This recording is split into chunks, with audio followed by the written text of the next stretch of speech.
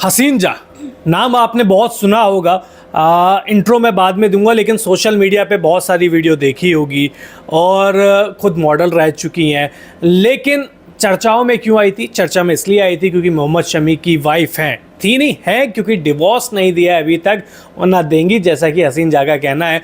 लेकिन सबसे पहले अभी हाल ही में जो चर्चा में आई है वो एक चिट्ठी को लेकर आई है जो अमरोहा के जो एसपी है उनकी लीक हुई थी। खुद मैडम ने सोशल मीडिया पे शेयर किया था। क्या किस्सा है, मतलब क्या आपने दरख्वास्त की थी जो अमरोहा के एसपी, यानी कि कानून ने आपकी बात नहीं मानी? बात नहीं मानी ऐसी बात नहीं है। हमने एक एप्लीकेशन लगाया था एसपी अमरोहा के पास और हमने सारे सॉरी पोर्टल में भी कंप्लेन किया था। डीआईजी को भी हमने फिज़िकली जाकर वो कंप्लेन दिया था।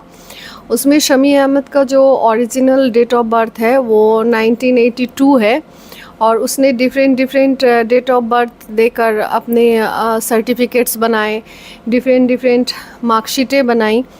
तो ये इल्लीगल है। कई सारे उसके वोटर कार्ड, कई सारे पैन कार्ड, मतलब डॉक्यूमेंट्स में वो मतलब फ्रॉड करने में माहिर है। तो इस चीज़ को मैंने सारी दस्तावेज को इकट्ठा करने के बाद मैंने सारे कंप्लेन ये सबमिट किए हैं। उसके बाद मैंने एसपी से मिली कि जांच कितना दूर पॉसिबल हो पाया, तो उन्होंने मिलने से तो मना कर दिया। सेकेंडली उन्होंने हिंदुस्तान को ये इंटरव्यू दिया कि मैं बंगाल से बिलोंग करती हूँ, इसीलिए मुझे जो भी कंप्लेन करना है वो मैं वेस्ट बंगाल में ही करूँ, लेकिन अगर कोई ऑफेंस, कोई क्राइम, कोई इलीगल चीज़ें अगर यूपी से हुई है तो मैं कंप्लेन तो यूपी में करूँगी। और ऑब्वियसली मैं वेस्ट बंगाल से बिलोंग करती हूँ तो क्या हो गया, अमरोहा की बहू हूँ, वहाँ मेरी शादी हुई है तो वहाँ भी मैं कंप्लेन कर सकती हूँ। तो मुझे नहीं पता कि एसपी सर ने इस तरीके से क्यों बयान दिया। आपको लगता है रसूख का भी बात है? शमी का रसूख है उधर, क्रिकेटर है, तो शायद पॉलिटिकली या और कोई भी मतलब पावर? देखिए, मैं इन सब चीज़ों को नहीं मानती। अगर पता नहीं घूसखोरी, भ्रष्टाचार, ये सब तो हमारे देश में चलता है। ये सब इश्यूज़ हैं कि नहीं पता, लेकिन पावर और जो आपने रसूख वाली बातें कही, तो मैं अपनी लाइफ के एक्सपीरियंस से कह रही हूँ कि बहुत बड़े रसूखदार लोगों को मैंने देखा है, बहुत बड़े पावरफुल लोगों को मैंने देखा है धूल चाटते हुए। तो इन सब चीज़ों को मैं बिलीव नहीं करती। हाँ, ये टाइम ड्यूरेशन रहती है चीज़ें, या टाइम लिमिट रहती हैं कि चलो किसी के पास पैसे हैं या थोड़ा सा किसी ने फेम कर लिया या कि किसी पार्टी फंड में सब्सक्रिप्शन दे दिया तो थोड़ा सा आपके एडमिनिस्ट्रेशन फैसिलिटीज़ आप लोगों को या सपोर्ट मिल जाता है, लेकिन वो कुछ दिन के लिए होता है। लेकिन मुझे लगता है कि हमारे देश में कानून से बढ़कर कोई चीज़ नहीं होता और कोई भी ऑफिसर या कोई भी मतलब नागरिक अगर देश के कानून को तोड़ने की कोशिश करते हैं तो उसके लिए कोर्ट है। अच्छा, एज फ्रॉड की बात आपने करी, लेकिन बीसीसीआई भी इसमें बहुत सख्त है। हमने देखा है हाल ही में बहुत सारे क्रिकेटरों को बैन भी किया गया है। आपको क्या लगता है कि बीसीसीआई ने नहीं पकड़ा होगा वो सारी चीज़, या उस चीज़ की सत्यापन या वेरिफिकेशन नहीं कराई होगी? आप लोगों ने देखा बहुत सारे क्रिकेटर्स को लेकर बहुत सारे कंट्रोवर्सीज़ हुई, बहुत सारे एलिगेशंस लगे और बीसीसीआई ने उन लोगों को सस्पेंड भी किया। बहुत सारे के लाइव को भी मतलब बैन कर दिया गया, क्रिकेट बैन कर दिया गया। तो ये चीज़ें देखी गई, लेकिन हम लोगों ने अभी तक जो जिस प्लेयर के बारे में सुना था उनमें से जो एलिगेशंस लाने वाली जो महिलाएं थीं, कोई गर्लफ्रेंड थी या कोई बाहरी लड़की थी, कोई बीवी या मतलब वाइफ नहीं थी। एक मैं पहली वाइफ थी जो शमी अहमद के कुकर्म को मैंने दुनिया के सामने लाई, जग जाहिर किया। तो इन सब चीज़ों से आप लोगों को बहुत अच्छे तरीके से पता है कि हमारा देश पुरुष शासित समाज है। यहाँ पे मर्द बोलते हैं कि हाँ हम कुकर्म करते हैं तो हम मर्द हैं, हम बहुत अच्छा करते हैं, और इसमें से 98% मर्दों का यही कैरेक्टर रहता है। तो सारे कैरेक्टरलेस मिल के इन सब चीज़ों का एक एजेंडा बना के इन लोगों ने इस चीज़ को क्रिएट किया। शमी अहमद एक लौता एक इंसान है जो इतना फ्रॉड करने के बाद, कुकर्म करने के बाद, अपनी फैमिली को डिस्ट्रॉय करने के बाद भी उसे सपोर्ट मिली। ऊपर से हमारे देश में तो जो इश्यूज़ हैं, इश्यूज़ हम नहीं बोलेंगे, हमारे देश में देश का ये मेन संस्कृति है। अत्याचार, भ्रष्टाचार, दुराचार, ये चीज़ें जो है, व्यभिचार, ये चीज़ें हमारा संस्कृति है, ये चीज़ें युग युग से चला आ रहा है हमारे देश में। तो इन सब चीज़ों को अगर कोई पुरुष करता है तो अनदर पुरुष जो अदर्स पुरुष जो होते हैं इन सब चीज़ों को सपोर्ट करती है। और महिलाओं को हमेशा से ही हमारे समाज में प्रताड़ित किया गया है, जैसे जिस तरीके से मुझे की जा रही है। और स्पेशली मैं ज़्यादा टारगेट होती हूँ इसी वजह से क्योंकि मैं एक मुस्लिम लेडी हूँ, और मुस्लिम लेडी होने के वजह से अगर मैं बुर्का पहन के मैं सारे कुकर्म करती हूँ तो मैं इज़्ज़तदार औरत हूँ।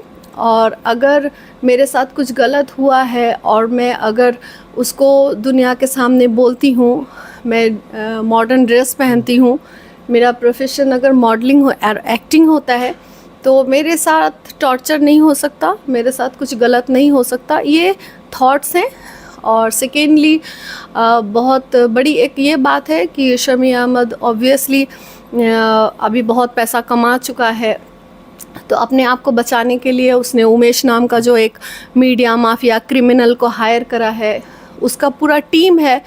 उस टीम के थ्रू, आपको तो पता ही है हमारे देश में मीडिया बिकती है, मीडिया को पैसे दे दो तो अपने माँ के भी कैरेक्टर गलत बता देंगे ये लोग। तो इसी वजह से इन लोगों ने एक फुल प्लानिंग वाइज स्क्रिप्टिंग करके पब्लिकली इमेज ख़राब करने की कोशिश करी। हालांकि मैं इन सब चीज़ों को और इन पॉलिटिक्स को मैं बहुत अच्छे तरीके से जानती हूँ, इसी वजह से मैंने कभी भी इन सब चीज़ों को भाव नहीं दिया या सीरियसली मैंने इन चीज़ों को नहीं लिया। और 2018 से कंटिन्यू मैं अपनी बातें दुनिया के सामने रख रही हूँ। और मुझे लगता है कि अगर गलत लाख लोग भी अगर आपके अगेंस्ट में खड़ा हो और अगर सही इंसान अगर 1, 2 या 10, 5 भी आपको अगर मतलब बेस्ट ऑफ लक दे रहा है, तो ये आपकी बहुत बड़ी खुशकिस्मती है। और हम अगर शरीयत के हिसाब से देखें या धर्म के हिसाब से देखें तो हमें यही सीख मिलती है कि आप अगर अपने रास्ते में चलते हो और अगर सामाजिक कुछ असामाजिक लोग अगर आपके अगेंस्ट में बातें बनाते हैं, उंगली उठाते हैं, तो आप इस बात का आपको ये कंफर्मेशन मिल रहा है कि आप सही रास्ते पे चल। अच्छा, आप समाज की बात कर रहे हैं, आप धर्म की बात कर रहे हैं, आप कोई भी सोशल मीडिया पे पोस्ट डालते हैं, अगर उसमें कमेंट्स देखते हैं तो जो सबसे ज़्यादा अब्यूज़ करते हैं वो मुझे सबको दिखता है कि वो किसके हैं, वो आप ही की कम्युनिटी के लोग हैं, मुस्लिम ज़्यादा है। तो आपको लगता है कि मुस्लिम होने का नुकसान आपको हुआ? सबसे पहले जिन लोगों को आप मुस्लिम कह रहे हैं वो मुस्लिम है ही नहीं, इन लोगों का कोई जाति धर्म है ही नहीं।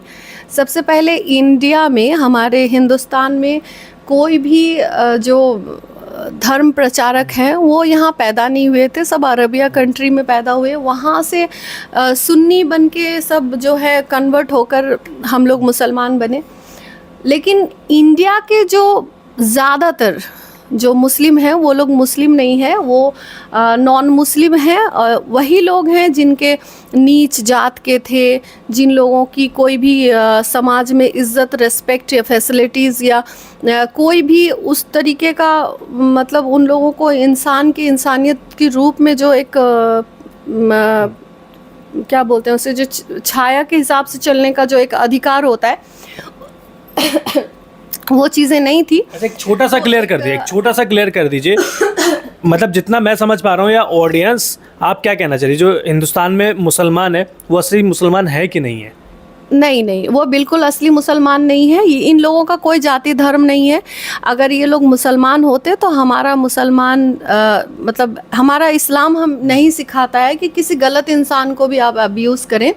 ये लोग सिर्फ समाज में अपना एक इमेज, अपनी एक इज़्ज़त, अपनी एक बराबरी बनाने के लिए एक मुसलमान, एक इस्लाम धर्म को इन लोगों ने यूज़ किया है। इन लोगों का कोई अपना धर्म नहीं है। अब हालांकि इन लोगों का नाम मुसलमान जैसा है, इसी वजह से मुसलमान बदनाम है, लेकिन मुसलमान ये लोग नहीं है। अच्छा, अभी मैं कुछ टाइम पहले एक इंटरव्यू देख रहा था, मोहम्मद शमी का एक इंटरव्यू दिया था, और वो जो है ना कि चाहे आपकी दुखती हो या वो शमी की हो, आपकी बेटी के ऊपर आती है कि यार आपका आरोप लगता है कि शमी कभी कॉल ही नहीं करते, और शमी ने ओपनली बोला है, मतलब लाखों लोगों के सामने बोला है कि हसीन जा मुझे बात करने ही नहीं देती है, तो मैं बात कैसे करूं? मेरे पास बहुत सारे प्रूफ्स हैं, मेरे पास सबूत हैं। अगर कोर्ट में ये जाता है ये बात कह के कि मैं बात करने नहीं देती हूँ या मैं मिलने नहीं देती हूँ, तो मेरे पास सबूत है, उसके पास भी सबूत होंगे ज़रूर, तो वो दिखाए। और शमी अहमद दुनिया के सामने आके सच कहा कब है? और कुछ दल्ली किस्म की एंकर होती हैं, मैंने जो सुना है कि किसी दल्ली किस्म की जो दलाल टाइप की एंकर हैं, उससे उससे वो कह रहा था कि बेटी से मैं मिलने नहीं देती हूँ, मैं उसे ये नहीं करने देती हूँ। तो उसी दल्ली को पूछना चाहिए था कि तुम्हारी बेटी कौन से स्कूल में पढ़ती है, कौन सी फैसिलिटी एज ए फादर तुम देते हो अपनी बच्ची को। तो ये दल्लियाँ तो इस तरीके के दलाल जो लोग होते हैं इस तरीके के सवाल तो नहीं पूछेंगे। इस तरीके के स्क्रिप्टिंग सवाल होते हैं कि जो शमी अहमद को अपना बेचारा बनाने की या एक अच्छा इंसान बनाने का ही चीज़ें रहे। और शमी अहमद 2018 से लेकर आज तक किसी भी चीज़ को वो सच बोला है? पाकिस्तानी वो जो सेक्स वर्कर थी उसके साथ क्यों मिलने के लिए गया? किसी भी दल्ली या दल्ला एंकर का औकात हुआ उससे पूछने के लिए कि हमें क्लियर कीजिए कि वो सेक्स वर्कर के साथ आप मिलने के लिए क्यों गए थे? तो शमी अहमद की औकात और हैसियत है नहीं कि दुनिया के सामने हकीकत आके बयान करे, लेकिन कर्मा किसी को छोड़ता नहीं है, उसका भी कर्मा दुनिया के सामने ज़रूर आएगा। असलियत उसके मुंह से ना निकले तो क्या होगा, ऑटोमेटिकली दुनिया वालों को ही नज़र आएगा और वो दिखेगा लोगों को। अच्छा, एक थोड़ा सा हार्ड सवाल है, पता नहीं आपको पसंद आएगा नहीं, आप चाहो तो उसको मतलब छोड़ भी सकते हो। बेटी क्या सोचती है शमी के लिए फ़िलहाल? मतलब सोशल मीडिया का ज़माना है, कई बार रील भी देखती होंगी, यूट्यूब भी देखती होंगी, ठीक है, मैंने समझता हूँ आप देखने नहीं देती है उनको ज़्यादा, बट फिर भी सोशल मीडिया इतना ज़्यादा आगे बढ़ चुका है। आपकी बेटी मोहम्मद शमी को लेके अभी क्या उनका माइंडसेट है? क्या उनको पिता मानती हैं अभी? वो तो मासूम बच्ची है, उसको क्या पता कि क्या है दुनिया की चीज़ें क्या है। जैसे वीडियो देखती होंगी तो कभी कुछ कहती हैं आपसे? नहीं, मुझे वो नहीं कहती, लेकिन मैं एज ए मदर समझ सकती हूँ कि उसके वो कुछ सवाल इस तरीके से करना चाहती है कि चीज़ें क्यों हुई, ना होता तो कितना अच्छा होता, ये चीज़ें, लेकिन वो सवाल नहीं करती। मैं भी इस चीज़ को कुरेदती नहीं हूँ ज़्यादा, और मैं ज़्यादातर टीवी, मोबाइल इन सब चीज़ों से बहुत दूर रखने की कोशिश करती हूँ उसे।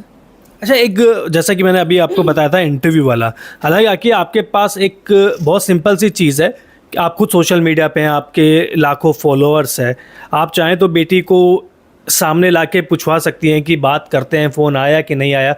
कभी सोचा कि एक बार बेटी से कहलवा देती हूँ कि कितना कॉल करता है? देखिए, ये हमारा डिस्प्यूट है, हम झेल रहे हैं, यही बहुत है। मैं किसी तरीके से हमारा इस डिस्प्यूट का जो इफ़ेक्ट अपने बच्ची पे मैं पढ़ने देना नहीं चाहती। और दुनिया और समाज, खासकर हमारा जो भारतीय समाज है, इस समाज में एक औरत कितना भी चीख ले, चिल्ला ले, कितनी भी सबूतें, जैसे आज तक मैंने सबूत के अलावा तो मैंने बात करी नहीं, और शमी अहमद ने तो हवा में तीर मारी, तो उंगली औरत पे ही उठेगी। लेकिन हाँ, शुक्र अल्हम्दुलिल्लाह, मुझे इस बात का बहुत सेटिस्फेक्शन है कि समाज क्या सोचती है, समाज क्या कहती है, इस चीज़ का हमें कोई भी इफ़ेक्ट हमारी लाइफ में नहीं होता, और कोर्ट में भी इस चीज़ का कोई इफ़ेक्ट नहीं होता। कोर्ट हकीकत को देखना चाहती है, और जस्टिस जो कोर्ट से होते हैं वो भी सबूतों पे होती है, सच्चाई पे होती है।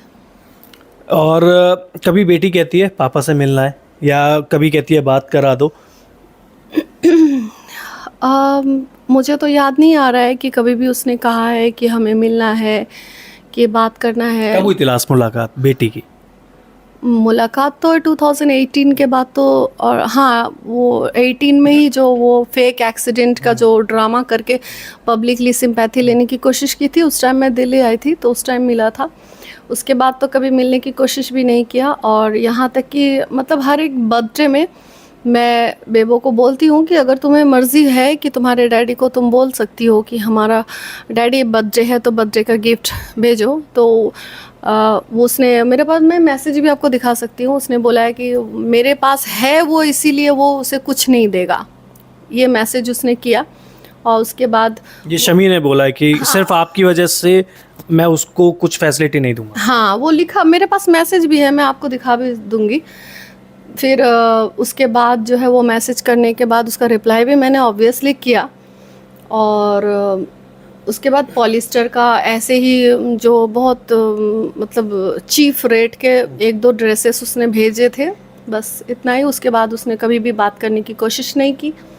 कभी भी बच्ची को एक अच्छे स्कूल में पढ़ाना है या बच्ची को कोई फैसिलिटी देना या कुछ अच्छे गिफ्ट भेजना, कि एक उसे एक सेटिस्फेक्शन हो कि हाँ मेरे फादर हैं, इस चीज़ का उसे कोई एहसास नहीं दिलाता है वो कभी भी।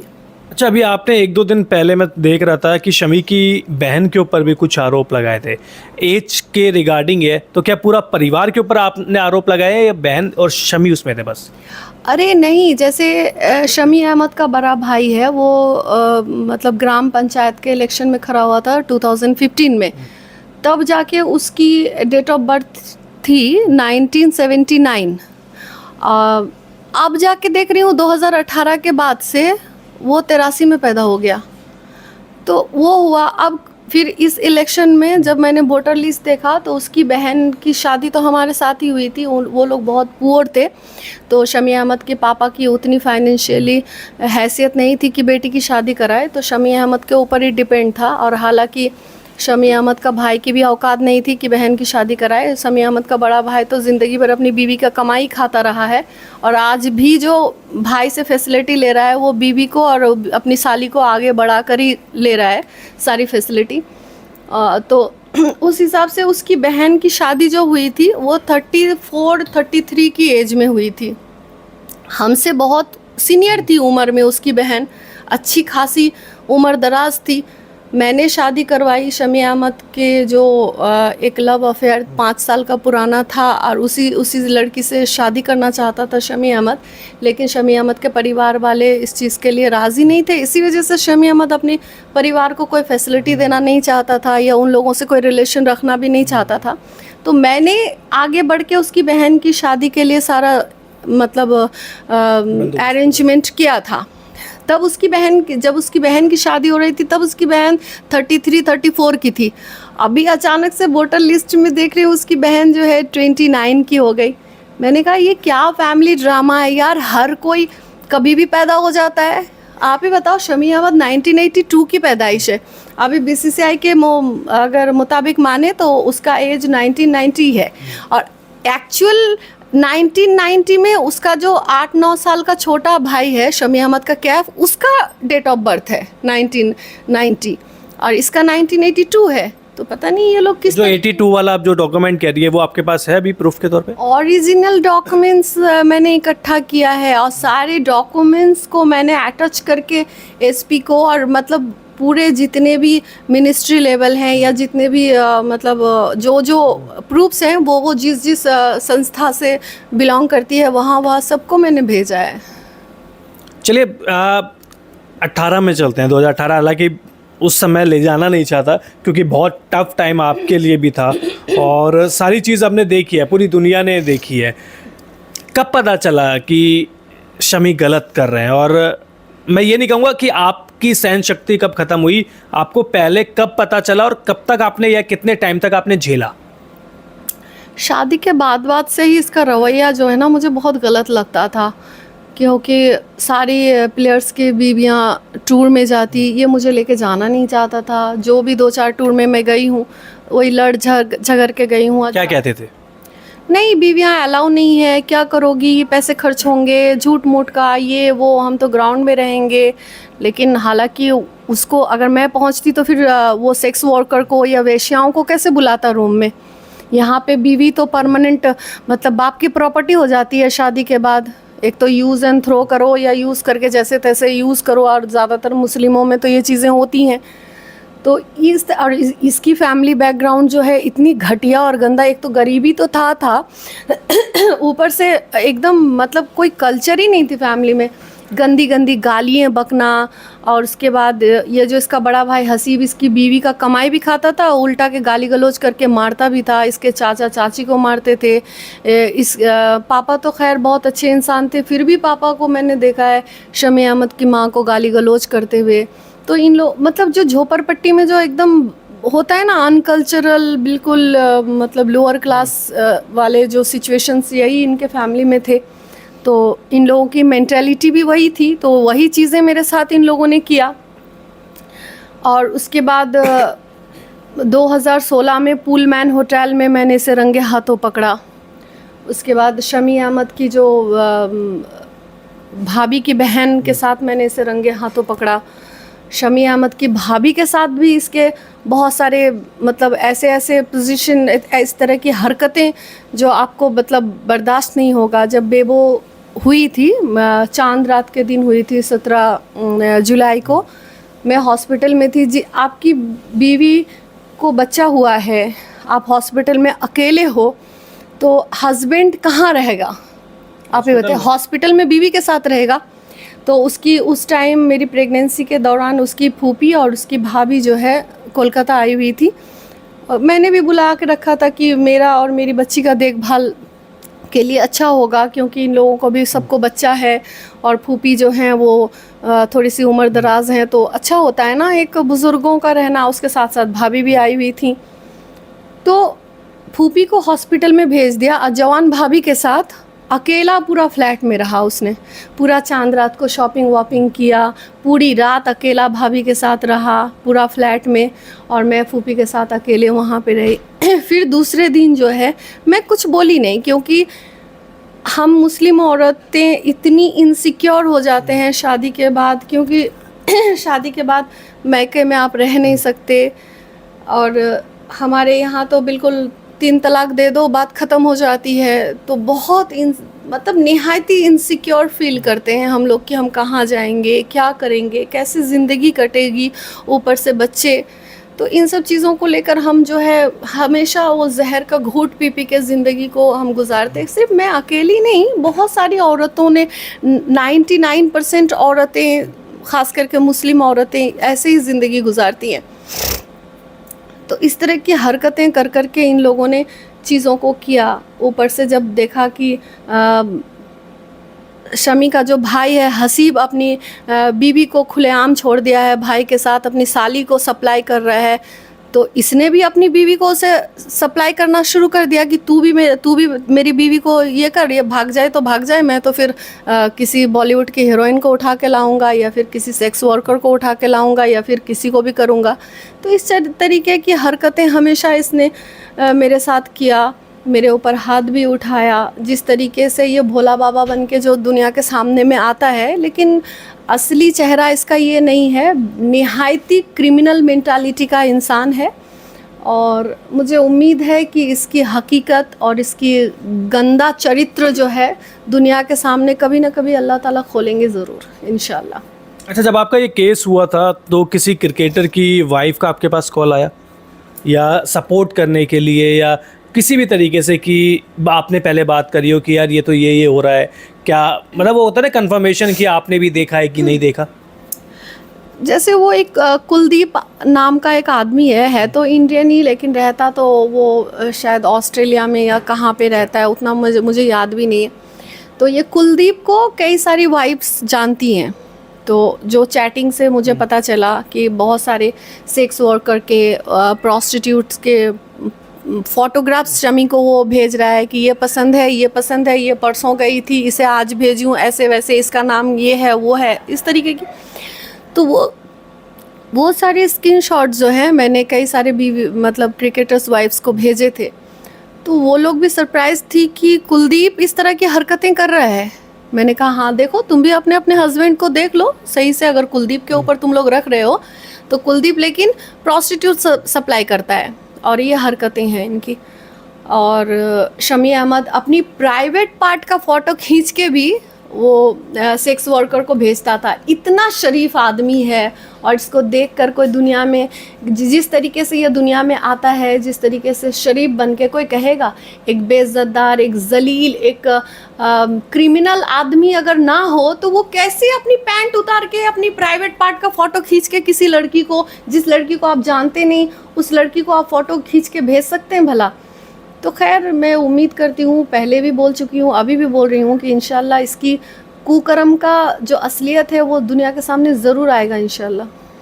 मैं दोबारा से उसी चीज़ पे जाऊंगा कि शमी क्रिकेटर, उसके बाद जब वर्ल्ड कप हारे तो नरेंद्र मोदी जी का गले लगाना और सिंपैथी मिल गई, और वो आ गए कि यार इनके तो है ना, जब प्रधानमंत्री इनसे सीधी बातचीत करते हैं तो ऐसा तो नहीं है कि उनका रुतबा बढ़ता जा रहा है और आपका कम होता जा रहा है?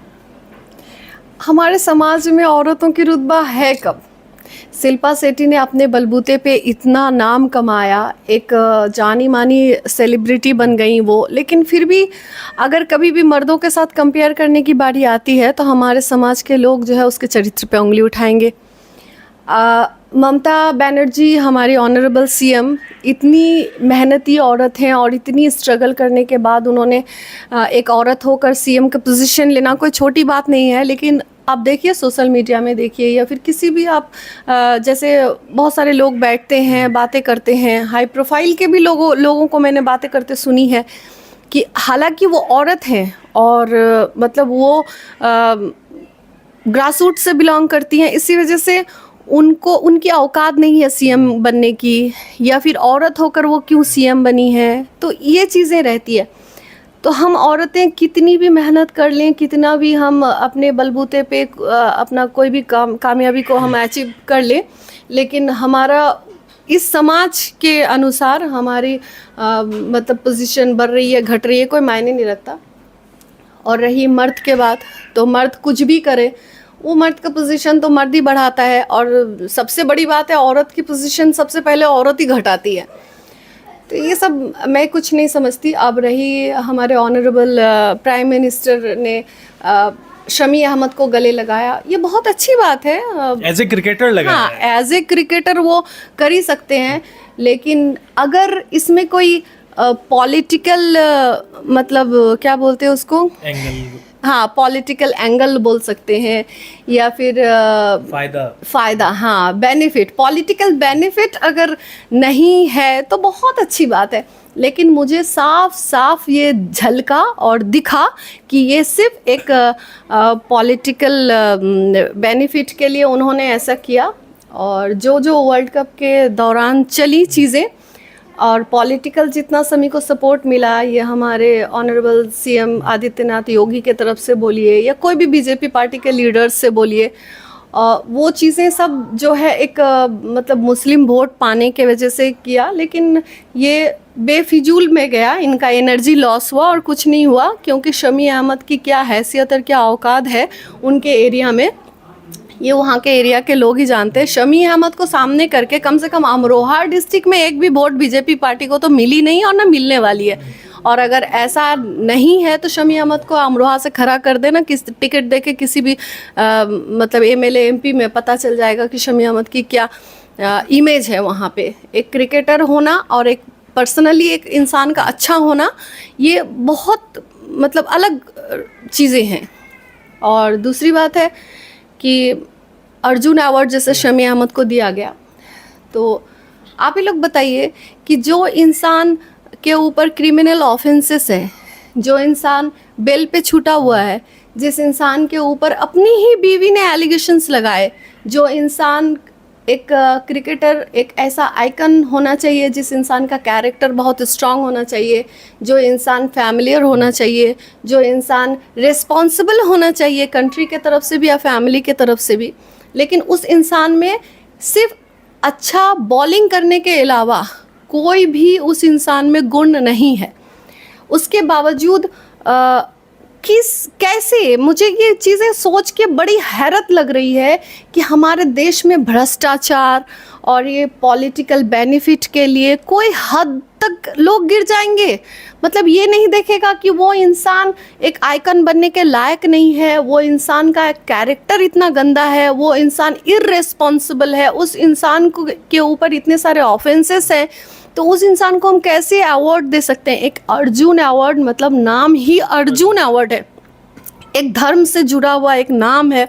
अर्जुन में इतने गुण थे, उनका कैरेक्टर इतना स्ट्रॉन्ग था। अर्जुन क्या शमी अहमद के साथ तरह कैरेक्टर लेस था कि काम वाली के साथ भी गंदगी करना शुरू कर दे, अपनी भाभी के भी बुर्खा खुलवा दे, अपनी भाभी की बहन के साथ भी गंदगी कर ले, और किसी भी पाकिस्तानी सेक्स वर्कर को बुला ले, जो भी स्टेट में मैच खेलने जाए उसी स्टेट में जाके वेश्याओं को रूम में बुला ले, कहीं भी गंदगी करे, अपनी फैमिली की जिम्मेदारी से मुकर जाए। इस तरीके का कैरेक्टरलेस इंसान थोड़ी ना थे अर्जुन, जो अर्जुन अवार्ड से उनको नवाज दिया गया। मतलब किसी भी कैरेक्टरलेस को इंसान अगर आपके पार्टी फंड में सब्सक्रिप्शन देता है तो आप उसको अवार्ड दे देंगे। मतलब आप कह रहे हैं अर्जुन अवार्ड खरीदा गया एक तरीके से। ऑब्वियसली 120% पार्टी फंड में शमी अहमद ने पैसे दिए, तब जाके ये उनको अवार्ड दिया गया है। नहीं तो 2021 में जब बीसीसीआई ने इसका नाम भेजा था अर्जुन अवार्ड के लिए, तभी गवर्नमेंट से बीसीसीआई को वार्न किया गया था कि क्रिमिनल ऑफेंसेस में ये फंसा हुआ है, इसका नाम क्यों आपने दिया इसमें। वही पार्टी, वही गवर्नमेंट फिर कैसे इसको अवार्ड से नवाजती है।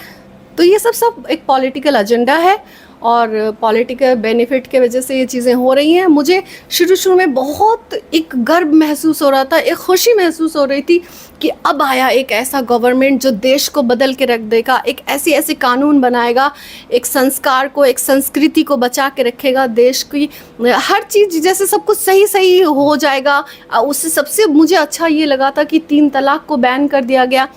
लेकिन जब धीरे धीरे इन लोगों की हरकतों को मैंने देखा कि एक औरत को इस तरीके से ट्रोल किया जा रहा है, सबको पता है, जितने मीडिया पर्सन को पता है, ये पीएम सीएम जितने पॉलिटिकल लीडर, सबको पता है कि शमी अहमद ने गलत किया। शमी अहमद कैरेक्टरलेस इंसान है, शमी अहमद का कोई भी पर्सनालिटी नहीं है, सिर्फ अच्छा खेलने के अलावा। उसने अपनी फैमिली को डिस्ट्रॉय किया, एक बच्ची की ज़िंदगी बर्बाद की, एक औरत की ज़िंदगी बर्बाद की। उसके बावजूद मुझे लगता था कि हमें सपोर्ट दे या ना दे, लेकिन कम से कम क्रिमिनल को बढ़ावा नहीं देंगे। लेकिन इस तरीके का क्रिमिनल को बढ़ावा देकर एक हमारी प्रेसिडेंट, जो हमारी माननीय प्रेसिडेंट द्रौपदी मुर्मू, एक इतनी बड़ी हस्ती के हाथ से एक कैरेक्टरलेस को अवार्ड देना, मैं मतलब सरप्राइज्ड हो गई इन सब चीज़ों से। मुझे लगता था कि जैसे ऑनरेबल सीएम आदित्यनाथ योगी इतने स्ट्रॉन्ग कैरेक्टर हैं, इतने स्ट्रिक्ट पर्सन हैं, मतलब ऐसे ये लोग मतलब स्टेप्स ले रहे थे कि पब्लिक का भी नहीं सुनेंगे, हम किसी का भी नहीं सुनेंगे, हमें देश के हित में जो हमें सही लगेगा हम करेंगे, तो ये सही के तरफ ही जाएंगे। लेकिन अचानक से ये लोग जो है, मतलब कैसे जैसे फिल्मों में एक गंदी राजनीति जो दिखाया जाता है, वही चेहरा मैंने देखा और मुझे इन सब चीज़ों से बहुत घिन आई। अच्छा, आखिरी 2 सवाल। वर्ल्ड कप में इंटरव्यू आपका बहुत वायरल हुआ था और एक क्लिप बड़ी वायरल हुई थी जिसमें कहा गया था, आपने कहा था कि शमी अच्छा जितना कमाएगा, जितना अच्छा प्रदर्शन करेगा, हमारा अच्छे से पालन पोषण होगा। अब इसमें बात में मुझे कुछ गलत नहीं लगती, बहुत सिंपल सी बात है कि आप अपनी बेटी के साथ रह रही है तो अपना फ्यूचर देखेंगे। आपको लगता है उस बात को बहुत गलत तरीके से सोशल मीडिया पे दिखाया गया? हर चीज़ को ही तो गलत तरीके से दिखाया जाता है। जब कोई फाइनेंशियली स्ट्रॉन्ग है, कोई इंसान का अगर मतलब इन केस बाय चांस अगर वो फेमस हो जाता है, जो सपने में भी सोच नहीं सकता कि हम ज़मीन में रेंगने वाले आसमान में उड़ने लगे, तो वो इंसान अगर एक पोजीशन हासिल कर लेता है तो वो इंसान क्या करता है, एक टीम बनाता है, एक झुंड बनाता है। जैसे कुत्तों का झुंड बना दिया, भौंकना शुरू करो।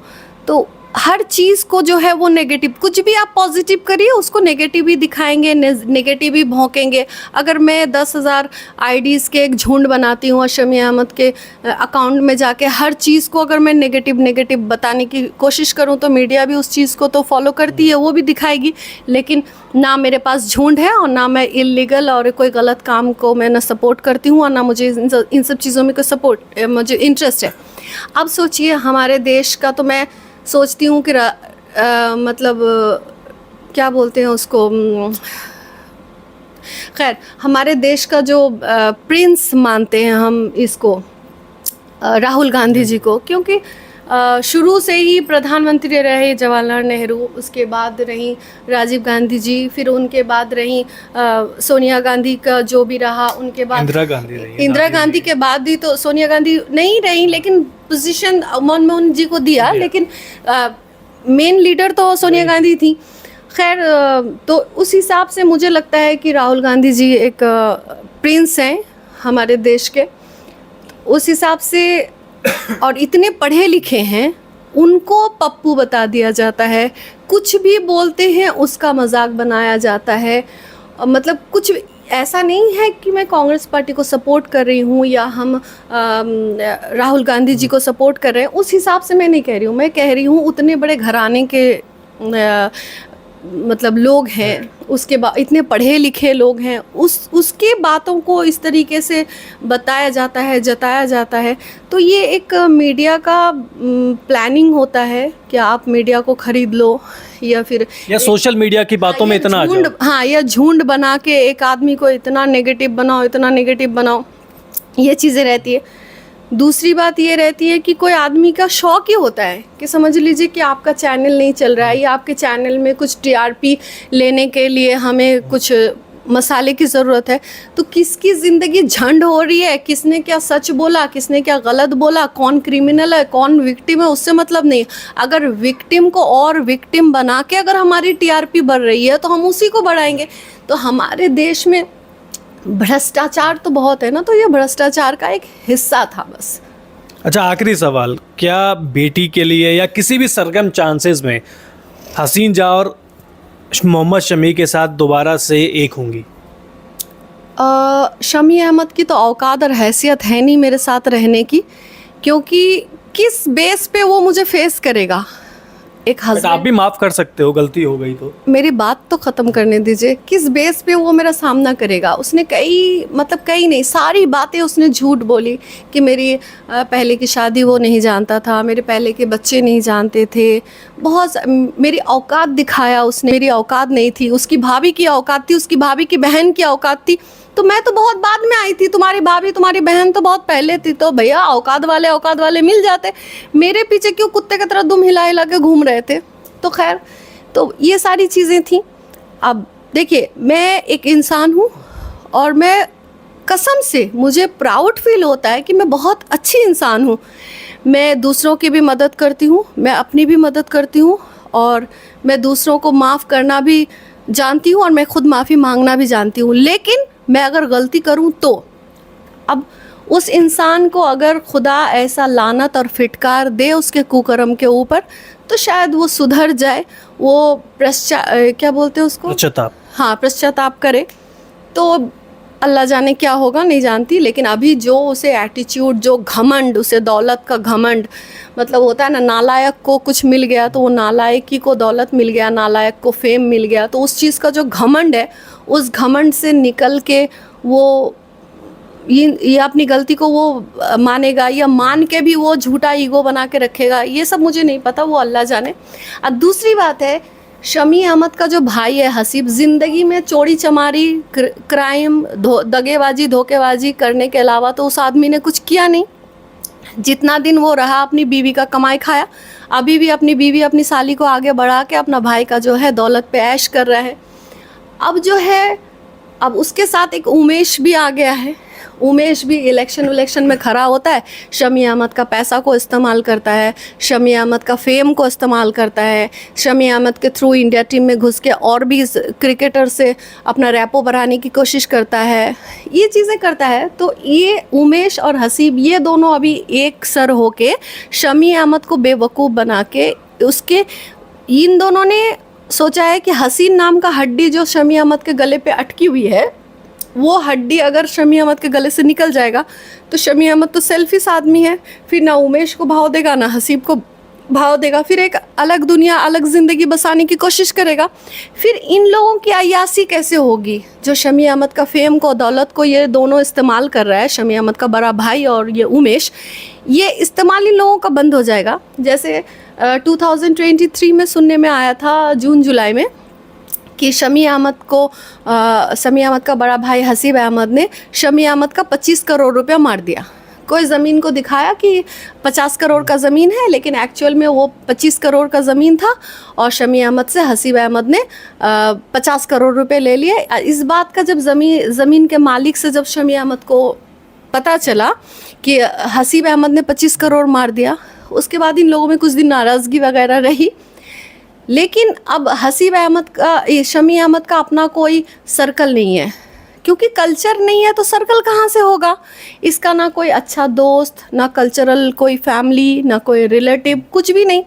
अब हसीब अहमद क्या करता है, हमेशा जो है अपने हसीब अहमद का एक दो दलाल पाला हुआ है, एक इनामुल राजा ऐसे नाम के कुछ एक दो दलाल पाले हुए हैं। और हसीब, ये इन लोग क्या करते हैं, शमी अहमद को किसी से ना मिलने देना, ना किसी के साथ उठने बैठने देना। आप देखिएगा, जब भी वो मिलेगा हसीब के साथ मिलेगा, या हसीब की बीवी के साथ मिलेगा, या हसीब के बच्चों के साथ मिलेगा, या उसके इर्द गिर्द वो इनामुल राजा, उसके एक जो चमचे दल्ले वल्ले हैं जो हसीब के पाले हुए हैं, उनके साथ ही मिलेगा। शमी अहमद का जो बेस्ट फ्रेंड या शमी अहमद का उस तरह का कल्चरल कोई फैमिली या उस तरीके का कोई रिलेटिव कोई नहीं दिखेगा उन लोगों के साथ। तो इस हिसाब से ये उमेश और हसीब कभी नहीं चाहेगा कि शमी अहमद अपनी गलतियों को माने, अपने परिवार को बचाने की कोशिश करे और हमारे इस प्रॉब्लम से भी हम दोनों निकल सकें, ये भी वो होने भी नहीं देगा। तो ये थी हसीन जा, तमाम आरोप आपने देखे, सुने भी, तो क्या कहेंगे इसके बारे में? क्योंकि शमी की साइड से भी बहुत सारे बातें आती हैं। हसीन जा बहुत कम बोलती हैं, लेकिन जब बोलती हैं तो बिंदास बोलती हैं और बिना किसी से डरे बोलती हैं।